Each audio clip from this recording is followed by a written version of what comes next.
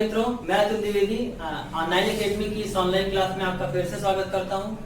आज हम एक नया टॉपिक आपके बीच में लेकर आए हुए हैं और उस टॉपिक का नाम है the work done in rotating a dipole. मतलब क्या है कि अगर किसी इलेक्ट्रिक डाइपोल को मैं किसी एक्सटर्नल यूनिफॉर्म इलेक्ट्रिक फील्ड में रखूं तो उस डाइपोल को रोटेट कराने के लिए हमें कितना वर्क करना पड़ेगा। बेसिकली आपको पता है कि अगर डाइपोल को किसी एक्सटर्नल इलेक्ट्रिक फील्ड में रखा जाता है उस टाइम पर डाइपोल पे मूवमेंट लगता है, डाइपोल घूमता है। ठीक उस केस में इलेक्ट्रिक फील्ड जो हम अप्लाई कर रहे होते हैं वो इलेक्ट्रिक फील्ड उस पर वर्क कर रहा होता है। मगर इस वाले टॉपिक में हमें क्या पढ़ना है कि हमें उस डाइपोल पर वर्क करना है। मैं फिर से आपको डिफरेंस क्लियर करा दूं। पहले वाले केस में जब मैंने आपको बताया वहां पर आपके पास एक यूनिफॉर्म इलेक्ट्रिक फील्ड थी, वहां पर आपने डाइपोल रखा था और डाइपोल अपने आप फील्ड के कारण वर्क कर रहा था। कहने का मतलब ये फील्ड इस डाइपोल पर वर्क करती थी और ये डाइपोल फिर क्या करता था, रोटेट करता था। ठीक, मगर अब के केस में हमें क्या करना है, अब के केस में हमें फील्ड का वर्क नहीं पढ़ना है, हमें इसमें पढ़ना है हमारा वर्क डन कितना है। कहने का मतलब अगर इस डाइपोल को मैं इस डायरेक्शन में घुमाऊं तो मुझे कितना वर्क करना पड़ेगा। ठीक है ना, हमारा टॉपिक है the work done in rotating a dipole. मतलब क्या है कि अगर मैं डाइपोल को किसी एक्सटर्नल इलेक्ट्रिक फील्ड में रोटेट कर रहा हूं तो कितना वर्क मुझे करना पड़ेगा। ठीक है ना, मुझे लगता है कि आपको ये बेसिक डिफरेंस समझ में आ चुका होगा। पहले के केस में डाइपोल अपने आप घूमता था, फील्ड वर्क करता था। अब हमें क्या करना है, हमें वर्क डन करना है किस पर, डाइपोल पर करना है। ठीक है ना, अच्छा करते कैसे हैं चलिए फिर से देखते हैं। हमने एक यूनिफॉर्म इलेक्ट्रिक फील्ड ले रखा है, हमारे पास एक यूनिफॉर्म इलेक्ट्रिक फील्ड है और इस इलेक्ट्रिक फील्ड में मैं एक डाइपोल को रखूंगा। ठीक, अच्छा अब देखिए होगा क्या, हमारे पास एक यूनिफॉर्म इलेक्ट्रिक फील्ड है। इस केस में हमने क्या किया है, एक डाइपोल को रखा है। ठीक, इसमें मैंने एक डाइपोल को रखा है। चलिए ये हमारा एक डाइपोल है। ठीक, यहां पर चार्ज कितना है, माइनस क्यू, और यहां पर चार्ज कितना है, प्लस का क्यू। ठीक है ना, यहां पर चार्ज है आपका माइनस क्यू और यहां पर चार्ज है आपका प्लस का क्यू।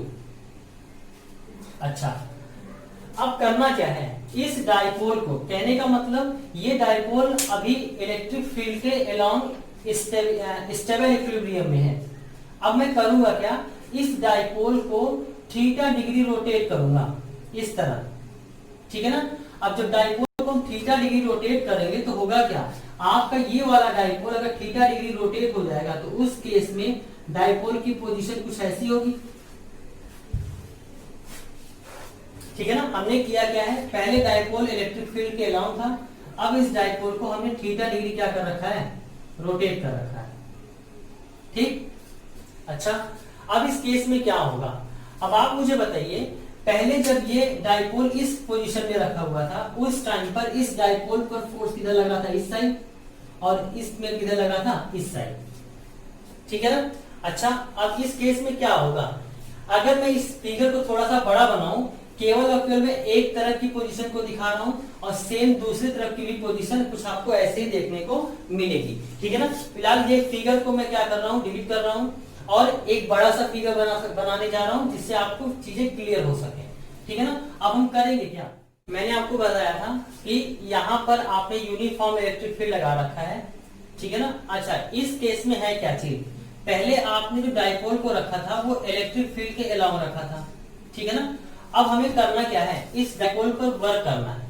ठीक है ना, अब डाइपोल पर वर्क कैसे करेंगे, अगर डाइपोल को मैं यहां से इस पोजीशन से घुमाकर इस सीडी की पोजीशन में लेकर आऊं, ठीक है ना, तो हमने कितने डिग्री से रोटेट किया है, थीटा डिग्री रोटेट किया है। तो आपको पता है पहले ये डाइपोल की टेंडेंसी किधर होगी, इस साइड घूमने की, मगर जब मैं इस डाइपोल को थीटा एंगल रोटेट करूंगा उस टाइम पर आपको इस सिस्टम पर वर्क करना पड़ेगा, ठीक है ना। अच्छा, अब मैं आपसे पूछता हूं, ये बताइए ये जो वर्क डन होगा वो कौन कौन से फोर्स वर्क करेंगे। एक तो फोर्स आपका ये जो पॉजिटिव चार्ज प्लस क्यू पर लगा था, इस वाले फोर्स पर के कारण वर्क होगा। ऐसे यहाँ पर इस सी पॉइंट पर आपका कैसा चार्ज था, माइनस क्यू चार्ज था, तो माइनस क्यू चार्ज पर लगने वाले फोर्स के कारण इस डायपोल पर वर्क डन होगा, ठीक है ना। अच्छा, कितना होगा, कैसे निकालेंगे। ये वाला फोर्स पहले जब इस पोजीशन में था तो फोर्स की डायरेक्शन इस तरफ थी, मगर जब आपने इस चार्ज को रोटेट किया और इस डी पोजीशन पर हम लेकर आए तो आपने इस फोर्स के अगेंस्ट जो वर्क किया है उस वर्क के करेस्पॉन्डिंग कितना डिस्प्लेसमेंट आपको देखने को मिलेगा, एम बी, ये डिस्प्लेसमेंट आपको देखने को मिलेगा। सेम यहाँ की पोजीशन की अगर मैं बात करूं, माइनस क्यू चार्ज को ए पॉइंट से सी पॉइंट तक ले आने में आपने कितना डिस्प्लेसमेंट कवर किया है, ए एन डिस्प्लेसमेंट कवर किया है। तो मैं करूं क्या, इस फोर्स के कारण वर्क डन निकाल लूं और इस फोर्स के कारण वर्क डन निकाल लूं और दोनों वर्क डन को क्या कर दूं, ऐड कर दूं, तो मुझे पता चल जाएगा कि इस सिस्टम पर आपने कितना नेट वर्क किया है, ठीक है ना। चलिए निकाल के देखते हैं। मैं लिखता हूं पॉजिटिव चार्ज प्लस क्यू के कारण कितना वर्क डन है, तो आप निकाल सकते हैं कितना वर्क डन है। तो मैं कहता हूं वर्क डन कितना है, W1, तो कितना फोर्स आपका लग रहा था, Q इंटू कितना लग रहा है, E, और डिस्प्लेसमेंट कितना लग रहा है, डिस्प्लेसमेंट है आपका M इंटू कितना है, B, ठीक है ना। अच्छा, दूसरी चीज, अगर मैं कहूं इस नेगेटिव चार्ज को A पॉइंट से C पॉइंट तक ले आने में आपने कितना वर्क किया है, तो माइनस क्यू चार्ज पर लगने वाले फोर्स के कारण अगर मैं वर्क डन निकालूं तो उस वर्क डन को मैं कहता हूं कितना है वो, W2, तो W2 की वैल्यू कितनी होगी, QE इंटू डिस्प्लेसमेंट कितना कवर कर रहा है, AN, ठीक है ना। अब मैं बोलूं इस सिस्टम पर आपने कितना नेट वर्क किया है, तो नेट वर्क करने के लिए आपको क्या करना पड़ेगा, W1 प्लस W2, ठीक है ना।